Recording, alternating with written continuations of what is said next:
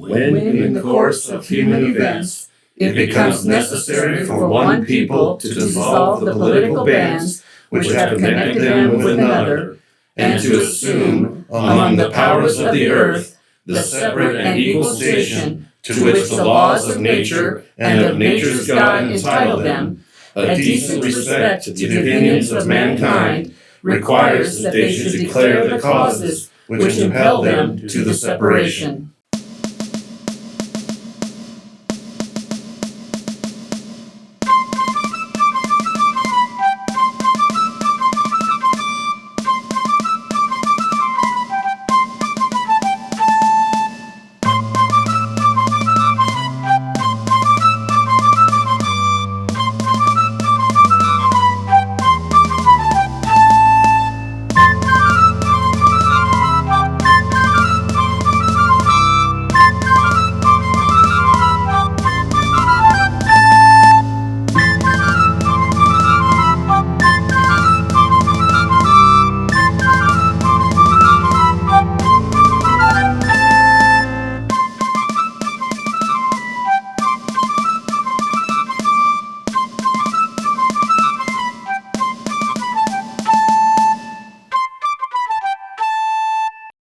The colonies had officially declared independence from England.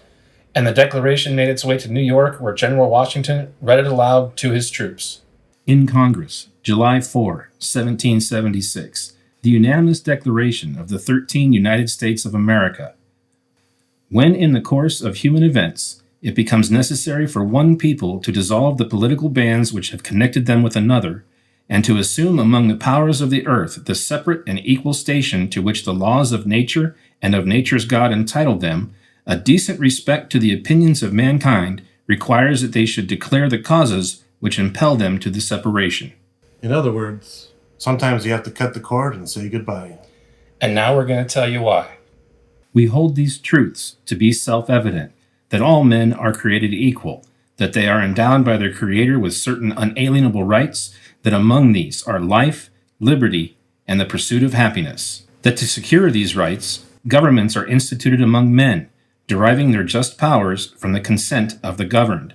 That whenever any form of government becomes destructive of these ends, it is the right of the people to alter or to abolish it and to institute new government, laying its foundation on such principles and organizing its powers in such form as to them shall seem most likely to affect their safety and happiness. Prudence, indeed, will dictate that governments long established should not be changed for light and transient causes, and accordingly all experience hath shown that mankind are more disposed to suffer, while evils are sufferable, than to right themselves by abolishing the forms to which they are accustomed.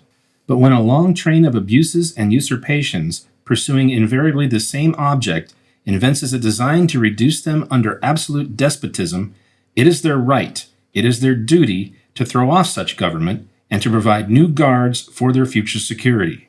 Such has been the patient sufferance of these colonies, and such is now the necessity which constrains them to alter their former systems of government. The history of the present King of Britain is a history of repeated injuries and usurpations, all having in direct object the establishment of an absolute tyranny over these states. To prove this, let facts be submitted to a candid world. He has refused his assent to laws, the most wholesome and necessary for the public good.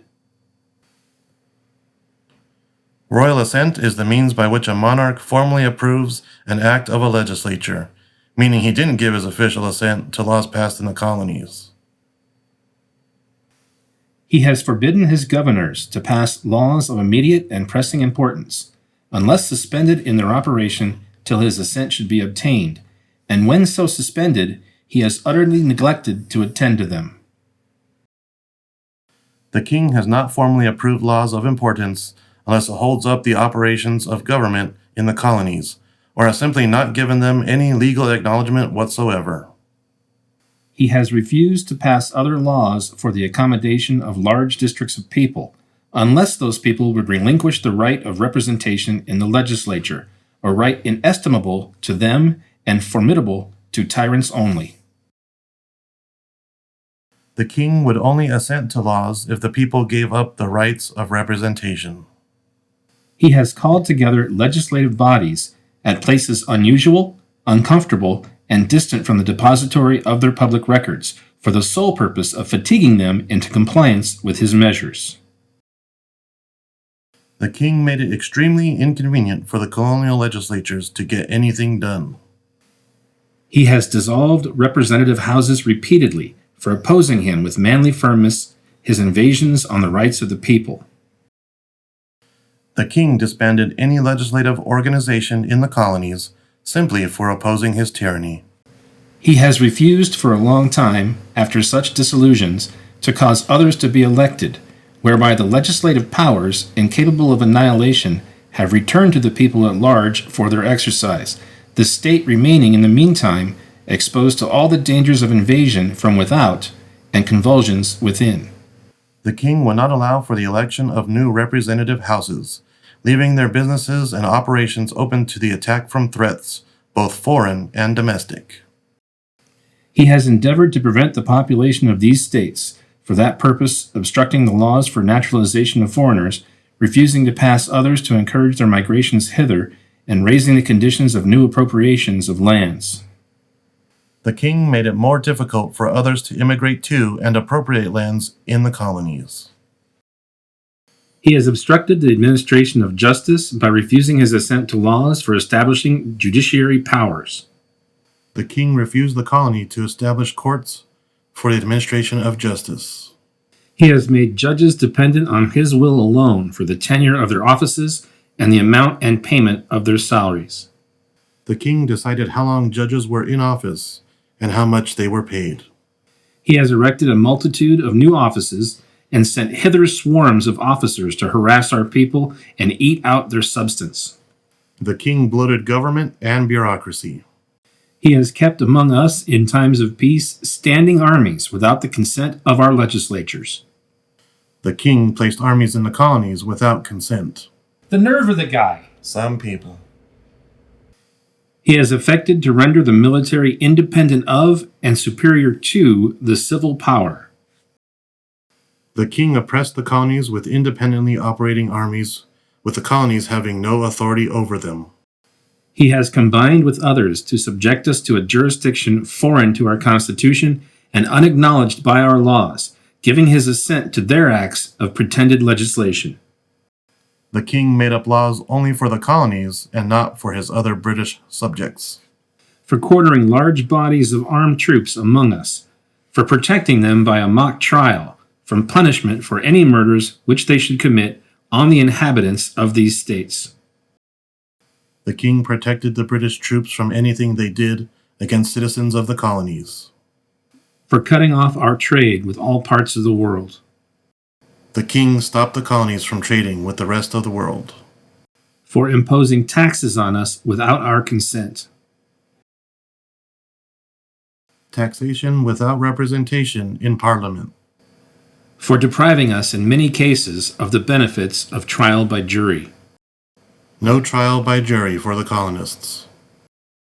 For transporting us beyond seas to be tried for pretended offenses. The king forced many trials of colonists to take place away from the colonies. For abolishing the free system of English laws in a neighboring province, establishing therein an arbitrary government, and enlarging its boundaries so as to render it at once an example and fit instrument for introducing the same absolute rule into these colonies. The king used other British provinces, namely Canada, to impose their laws and increase their boundaries into colonial boundaries. For taking away our charters, abolishing our most valuable laws, and altering fundamentally the forms of our governments. Unbelievable. Quite unbelievable. The king changed things without our consent or representation. For suspending our own legislatures and declaring themselves invested with power to legislate for us in all cases whatsoever. The king suspended colonial legislatures, putting Parliament to legislate in their place. He has abdicated government here by declaring us out of his protection and waging war against us. The king declared the colonists were guilty of treason and not under royal protection. He has plundered our seas, ravaged our coasts, burnt our towns, and destroyed the lives of our people. Oh no, he didn't. Probably don't do that. He is at this time transporting large armies of foreign mercenaries to complete the works of death, desolation, and tyranny already begun with circumstances of cruelty and perfidy scarcely paralleled in the most barbarous ages and totally unworthy the head of a civilized nation. The king hired German mercenaries called Hessians to fight the colonists on behalf of England. He has constrained our fellow citizens taken captive on the high seas to bear arms against their country, to become the executioners of their friends and brethren, or to fall themselves by their hands.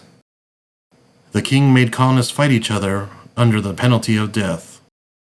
He has excited domestic insurrections amongst us, and has endeavored to bring on the inhabitants of our frontiers, the merciless Indian savages, whose known rule of warfare is an undistinguished destruction of all ages, sexes, and conditions. That seems a bit excessive, doesn't it? It certainly does. The king turned the colonial people against each other and turned the indigenous people against them also. In every stage of these oppressions, we have petitioned for redress in the most humble terms. Our repeated petitions have been answered only by repeated injury. A prince whose character is thus marked by every act which may define a tyrant is unfit to be the ruler of a free people. Nor have we been wanting in attentions to our British brethren. We have warned them from time to time of attempts by their legislature to extend an unwarrantable jurisdiction over us. We have reminded them of the circumstances of our emigration and settlement here. We have appealed to their native justice and magnanimity, and we have conjured them by the ties of our common kindred to disavow these usurpations, which would inevitably interrupt our connections and correspondence. They too have been deaf to the voice of justice and of consanguinity.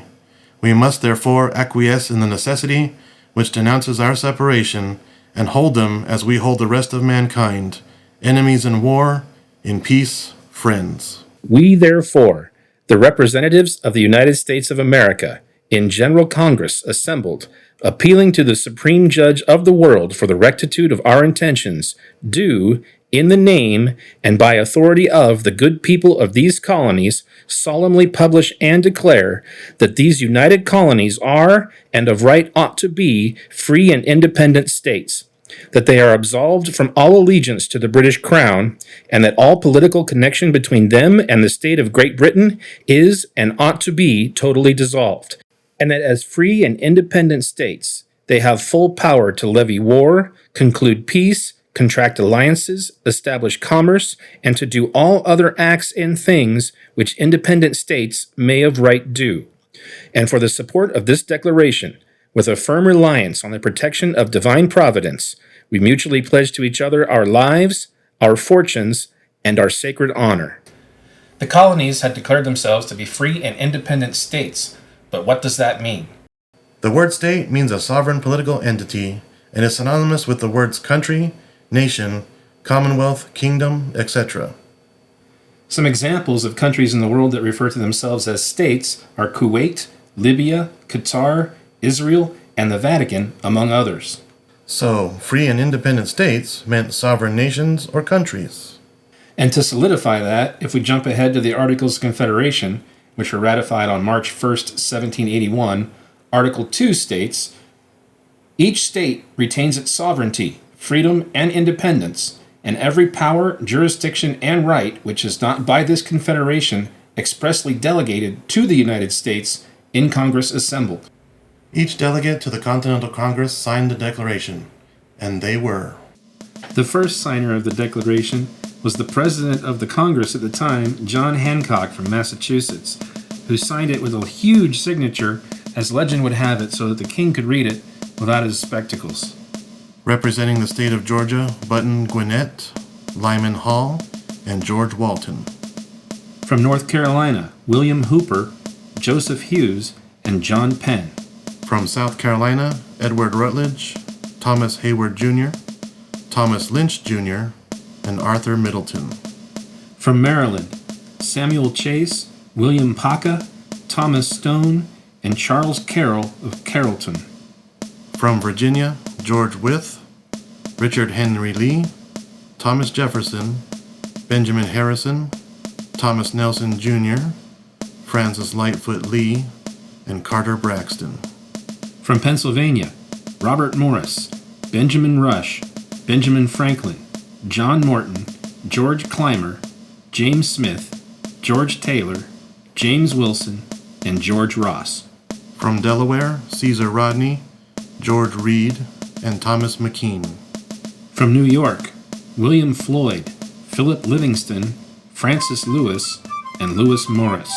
From New Jersey, Richard Stockton, John Witherspoon, Francis Hopkinson, John Hart, and Abraham Clark.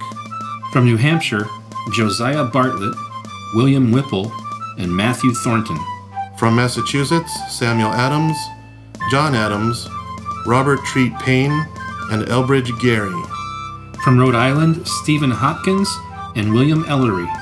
From Connecticut, Roger Sherman, Samuel Huntington, William Williams, and Oliver Wolcott. These men pledged their lives, their fortunes, and their sacred honor. And many of them lost their lives and their fortunes from signing this document.